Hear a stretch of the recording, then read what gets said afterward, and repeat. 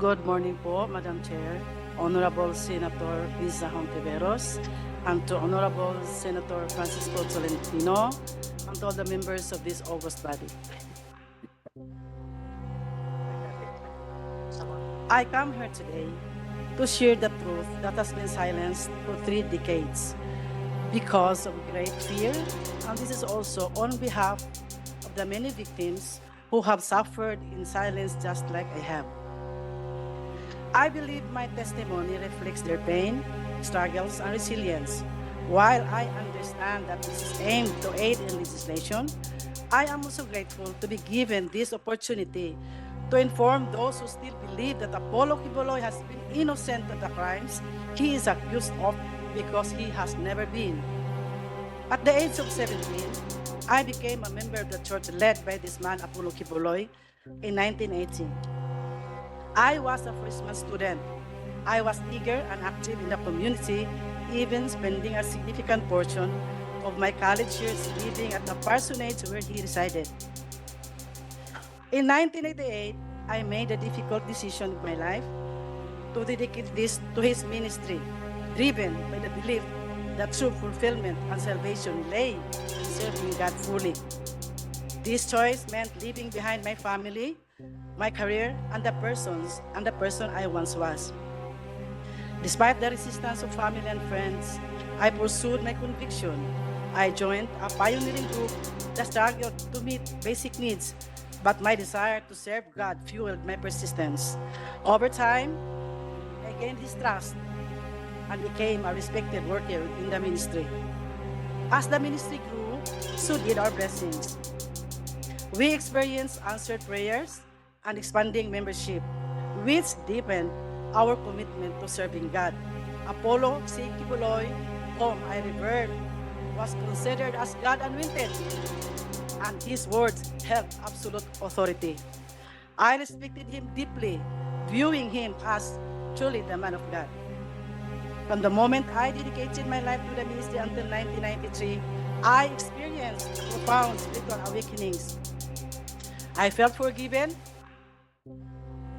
My love for God deepened, and I was proud to serve alongside a man I believed to be holy. But one day while in Manila, I received a long-distance call from him. He informed me that he had received a divine revelation intended for me and instructed me to travel to Cebu, where he would share this important message. He was also scheduled to preach in Cebu that Sunday. Upon arriving in Cebu City, we arranged for him to stay at the Park Place Hotel in Finti Osmeña. That evening, he instructed me to remain in the hotel, while Nilda Linda, the assigned worker, returned to the worker's house. When we were alone, I asked if I could sleep on the sofa as it was a suite room. Instead, he insisted that I would sleep beside him, and Evans said in Bisaya, compatible gyud tagi kay parehas man og color atong suot. Translated, we are compatible because our outfits are of the same colors. I was wearing red pajamas with white dots, while he was dressed in a red t-shirt and white pants coincidentally. His words made me feel uneasy and quite nervous, and I saw a different personality in him. But I was quick to dismiss that unusual feeling. And because I had previously witnessed Ingrid Canada or ICC, Teresita Dandan, TTD, and Belina Salinas slept in his room alternately, it led me to believe that it was just normal and harmless. Moreover, we had been conditioned to suppress any negative thoughts about him. We were warned that any suspicion on him would reflect our own personality. Using the words found in 1 Timothy chapter 1, verse 15, I quote, "To the pure, all things are pure. But to those who are corrupted and do not believe, nothing is pure. In fact, both their minds and consciences are corrupted," unquote. And in those days, absolute obedience was a must. We needed to have an unquestioned loyalty and reverence toward him. Sleeping beside a man I believed to be chosen by God was for me then a great privilege. an opportunity for a sinner like me. But what followed shattered my sense of faith and trust. Without a word, after turning off the light, he embraced me, undressed me, and violated me with his lustful act, and left me in shock and speechless. He then said, "This is the fulfillment of God's revelation." He explained that God had revealed to him that I was to partake in God's life through him by surrendering my body, soul, and spirit. He also mentioned that other girls would go through him in a similar manner. His words were strange, but I was too shocked to respond. The following day after the Sunday worship service, Apollo Sikhibuloy left for Manila, while I was left to carry on with my duties, including organizing carolers for our annual fundraising. Confusion consumed me. I felt betrayed by my faith, by him, even perhaps by myself. I began questioning whether what had happened was indeed God's will or simply a gross abuse of power. When I returned to Manila,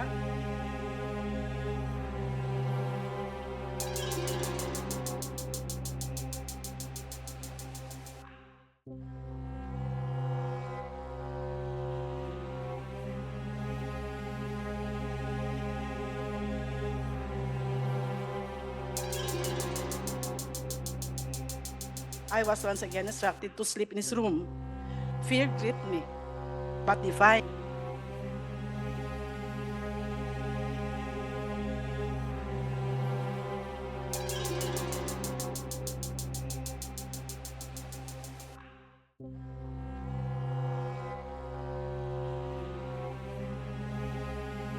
The anointing of God was unthinkable. We had been told that such disobedience would invite a curse. The next morning, he asked if I understood God's revelation. I remained silent, unable to process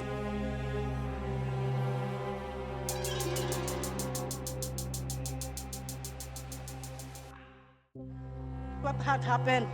He then referenced me to Philippians chapter 2, verses 6 to 12, explaining that just as Jesus humbled himself and obeyed God, even to the point of death, so he too must obey God's will by partaking in carnal things. He claimed this was necessary for him to understand the human experience and to fully empathize with others. He even told me that he had also been reluctant to accept God's revelation, but as God's chosen one, he had no choice but to act on it. I was more confused with this explanation, but I could not complain. I wanted to go out from the ministry, but I lacked courage. I did not know where to ask help. I had cut all the bridges behind my life, and I could hardly go back because it would mean starting all over again. My family was poor, and I had no connections. My option was to stay because I was still bothered with what if it was indeed God's will. December of the same year was an escape for me. Caroling as one of our sources of funds, and which had been participated in by every member of the ministry all over the country, became my excuse of staying away from the worker's house in Manila where he stayed. In January 1994, I was in his room with Ingrid Canada, the international coordinator of the church, Tessie Dandan, the national administrator for the church in the Philippines, and Felina Salinas, his personal assistant. During that... Miss Teresita, before you continue po, yung nabanggit nyo ng 2 beses, Ingrid Canada, nandito po ba siya sa harapan ninyo? Yes, patabi po siya ni Mr. Kibo. Sila po, yung nagtaas ng kamay. Alright, salamat po. Please proceed, Miss Teresita. During that meeting, I informed the girls that I would be included in the inner circle. Right there and then, I realized that these women had likely endured similar experiences. Without any words, we shared a mutual understanding. None of us dared speak about what had happened to us. In February 1994, I was sent to Hong Kong, still carrying all the confusions and emotional turmoil. Despite this, I continued to pretend that everything was fine. When one of our musicians, JC Pangilinan, was scheduled to return to the Philippines, I seized the opportunity to send a personal letter to ACQ. In that letter, I poured out my feelings, openly expressing my emotional distress. I was honest about how deeply shocked I was to learn of his life beyond the pulpit. The man I had revered as a holy figure was in reality an ordinary mortal, one who had exploited my genuine commitment and dedication to God. My faith wavered, and everything I had once believed was shattered. I prepared myself for a harsh response, expecting a violent reaction from him. To my surprise, there was none. Instead, I was sent back here. Upon my return, I was even more surprised to learn that I had been promoted. I was appointed National Crusade Coordinator, National Logistics Coordinator, and Luzon Area Administrator all at once. This was a sudden and significant promotion from every previous role. By God's grace, I excelled in all my assigned tasks. Despite this, fear gripped me every time Apollo Kibuloy would come to Manila. My only relief was when one of the girls would accompany him, giving me an excuse not to sleep with him. I kept myself busy, visiting satellite churches to distract my confusion and agony. One day, ICC confronted me saying, ACQ sensed my distance. I made my work an excuse. February 15, 1998, ACQ used me again. It was always out of fear that I obeyed. A fear mixed with anxiety that he might knew how I pretended to be extremely grateful. That he allowed me to be a part of his physical life, because in all honesty and God truly knew I was not. All the pent-up emotions suffocated me that on the following day, while preparing for church, I collapsed. ACQ performed mouth-to-mouth resuscitation, but later I learned, he told others, that it was just a way for me to seduce him, labeling me as Jezebel the Temptress. I believe Apollo Kibuloy understood that I never wanted the life he was trying to impose on me. My decision to dedicate my life to God's service was driven by a sincere desire for spiritual purification from the sins I had committed before becoming a full-time worker. I had only one goal, to live a holy life and ultimately to attain heaven.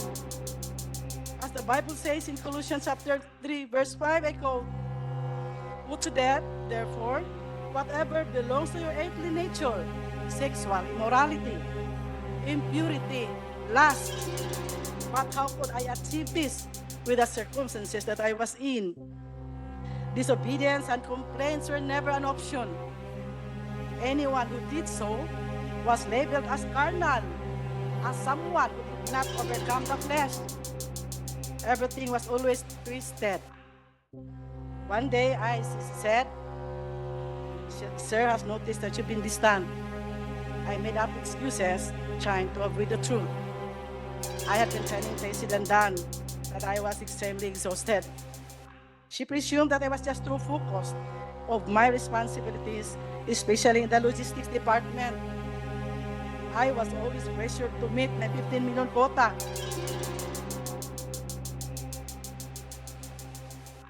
Every December on caroling season, if ever the sense that there was really something wrong with my belief, I was instructed to prepare my documents for my USA visa, and I believe realization came later when I already left from his group that it was also to distance me from the workers and members here that I might be able to tell his dark secret.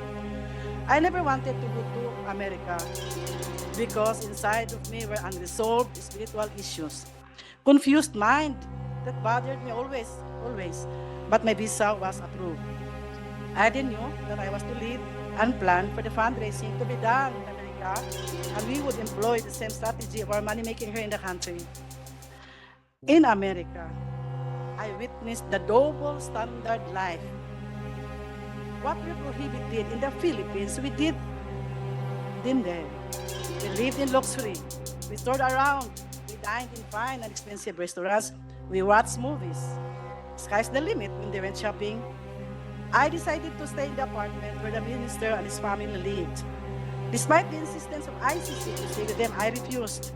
I made a lot of excuses. Sapagkat, hindi ko po natin na kaming nasa Amerika ay masyadong nagpakasasa sa paggasta sa pera na masyadong pinaghirapan ng mga kapatiran at ng mga full-time workers. Bilang namuno po sa crusades, evangelism at logistics departments, saksi po ako kung paano nagsakripisyo ang bawat isa para lang makapagbigay sa iba't ibang pangangailangan sa simbahan. Nakita ko na kahit pambili ng bigas ng membro, kailangan sakripisyo pa para lang maibigay sa simbahan kahit gugutumin pa ang mga pamilya. Nasaksihan ko po na kahit last centavo para pamasahe, kailangang ibigay pa rin. Bahala nang maglakad papuntang simbahan ang mga mahihirap na membro. Hindi kinaya ng aking konsensya ang double standard life.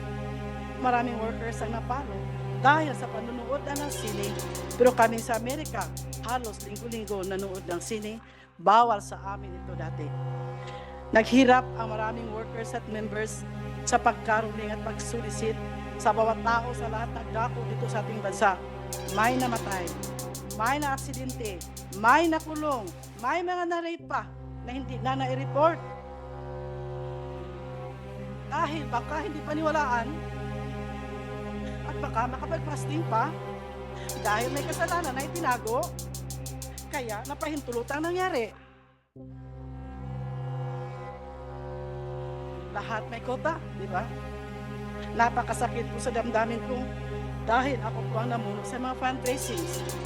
After December season, ang mga members kailangan magtinda ng mga kakanin para maibigay sa mga pledges for alay kay Kristo, building funds, love offerings, television pledges, tithes and others. And when they could not provide for their own foods, they would just resort to fasting. Meron din pa akong quota, 10 to 15 million pesos to raise in the month of December alone. I organized the Congress nationwide to meet my quota. We recruited and trafficked our young people from Mindanao and Visayas to Carol in the provinces of Luzon and in the national capital region cities. Marami pong estudyante na Nobyembre pa lang kailangan nang mag-absent sa paralan at ang iba hindi na nakabalik sa pag-aaral dahil inuna ang simbahan, inuna ang pagkaruling, inuna ang paghanap ng pera. But nobody questioned where our income was spent.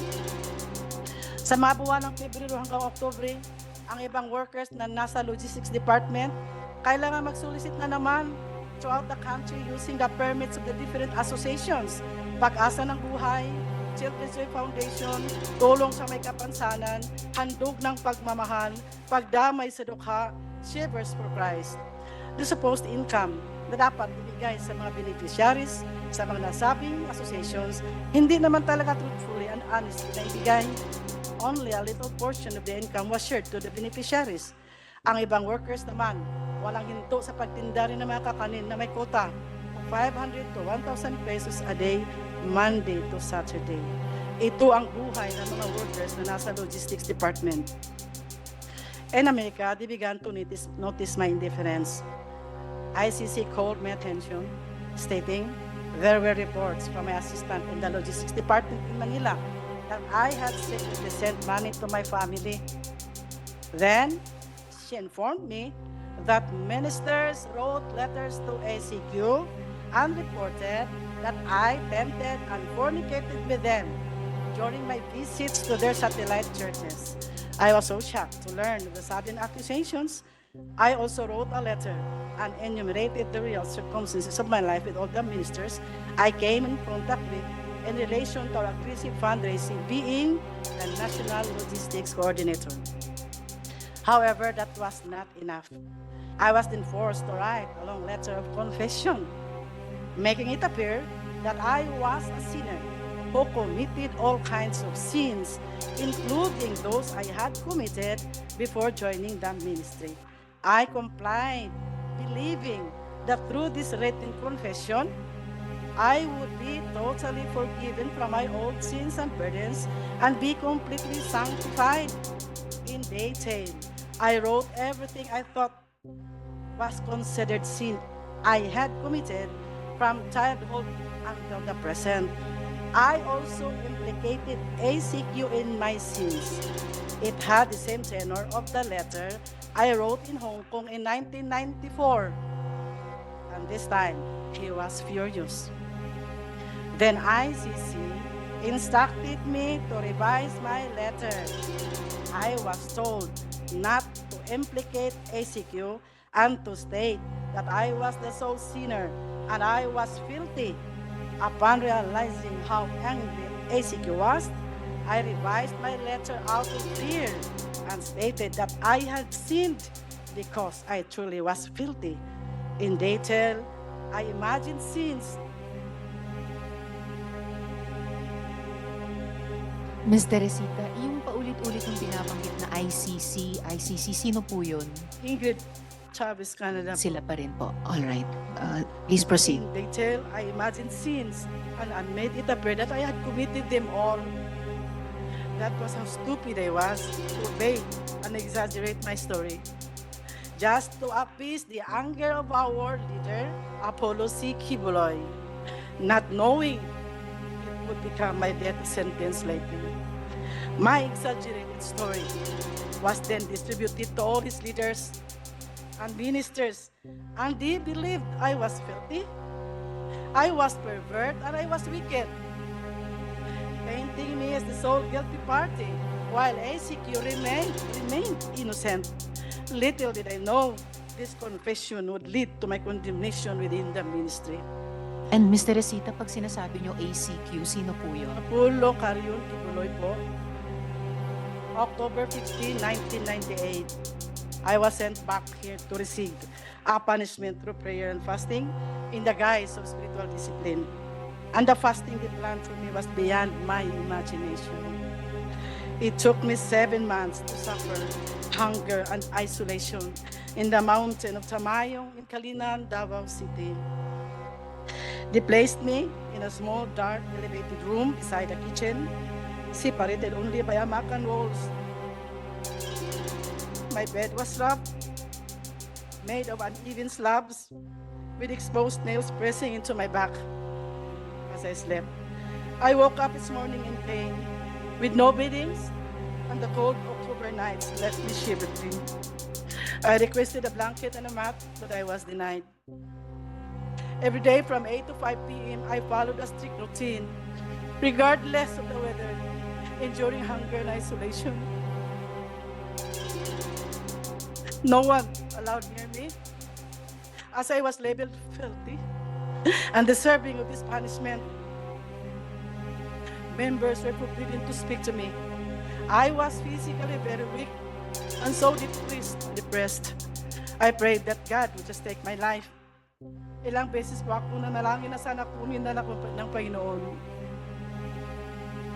I started to question God and wondered if this was truly a divine process or simply human punishment. I asked myself, is this ACQ's way of retaliating because I rejected the life He imposed on me? It felt like vengeance and disguised as spiritual discipline. My only solace came from reading the Word of God from Genesis to Revelation over and over again. Every day was a struggle of faith. I struggled to believe that the process was still the perfect will of God for me.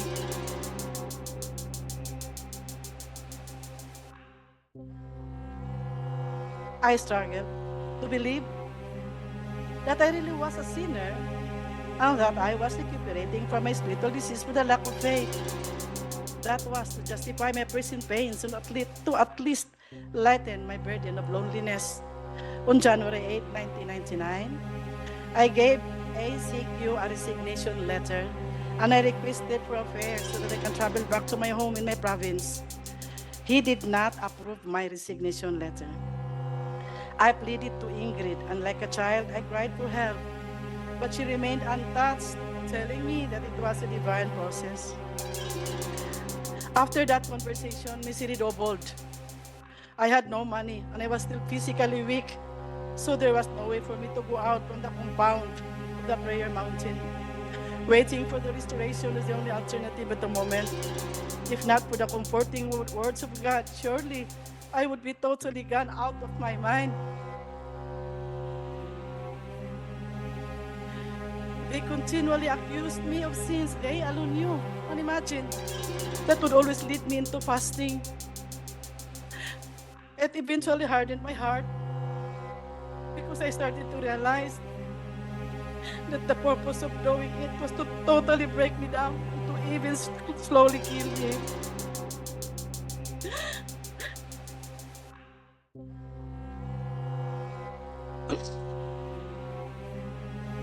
I no longer saw the reason to stay. I submitted my resignation as a full-time volunteer worker for the second time. But Apollo Karion Kibuloy refused it again. A week later, on September 30, 1999, I decided to leave without asking for permission, determined to free myself from his control.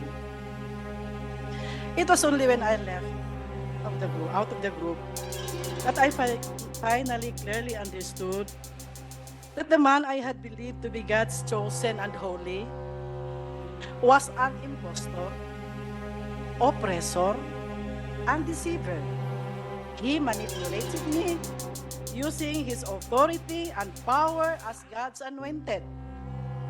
I thank God that He took me out from His bondage, from that ambiguous feeling of fear mingled with so much love and loyalty to my Redeemer, Jesus Christ.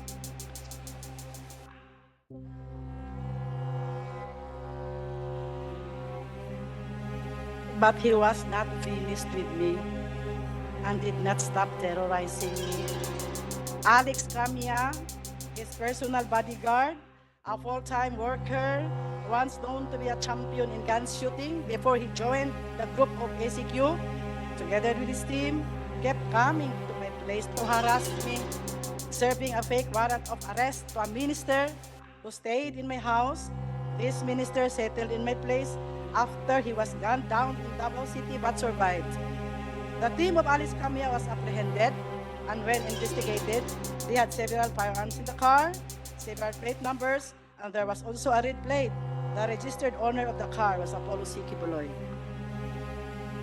Because of their failure to serve the warrant of arrest, they blamed me for hiding the minister and filed cases against me of obstructing justice and grave misconduct and an act on becoming a public official. After that incident, I heard that Alice Camia was the suspect of the murder of an ex-worker who was shot down inside his home, and this ex-worker did not survive. I was scared to death when I heard this news. My option was to remain silent because killing could have actually happened when Camia and his group came to my place. There was also an ex-worker, Elsa Bolivar, who was a senior citizen, a woman shot dead when she was in her garden in Tagum City. I was so hysterical when pictures of her bullet-ridden body were sent to me because she had just visited me in my place before it happened. Fear consumed me and I remained silent. 3 years ago, nagkausap po kami ni Alex Camia. Humingi po siya ng kapatawaran at nagsabi na siya ay nautusan lang po na kailangan din akong iligpit. Pinaniwala ko siya na ako ay may malaking kasalanan at ako ay napakasamang babae. Nang tinanong ko kung ano ang aking kasalanan, sinabihan daw siya na tinukso ko raw si Apollo Karion Kibuloy. Nakiapid daw ako sa mga ministro. Narinig naman po ninyo yung sa video. Nakipagtalik daw ako mismo doon sa workers' house at nagnakaw daw ako ng 3 million pesos. He even said in Bisaya, di ba nagtugot man ang Ginoo pagpatay sa dautan? Doesn't God permit the killing of the wicked? Doon ko lang naintindihan na kailangang i-declare ni Apollo Kibuloy sa lahat ng mga workers at members na ako'y makasalanan at napakasamang babae para magiging makatwiran ang lahat ng parusa na binigay sa akin at magiging makatwiran din kung bakit ako kailangang patayin. Apollo Kibuloy called me Jezebel, the temptress, using his pulpit to broadcast how filthy and evil I was. This became a pattern. Kung may mga workers na may alam sa kanyang buhay, sa sekretong buhay at aalis sa kanyang kingdom, sila ay akusahan na napakaraming kasalanan. He would always exaggerate their weaknesses at ipaniwala sa mga workers at members na sila ay umalis dahil may mga marumi at mga napakasamang mga tao. His followers only heard his side of the story, which was always filled with lies and twisted truths. The other side, our side,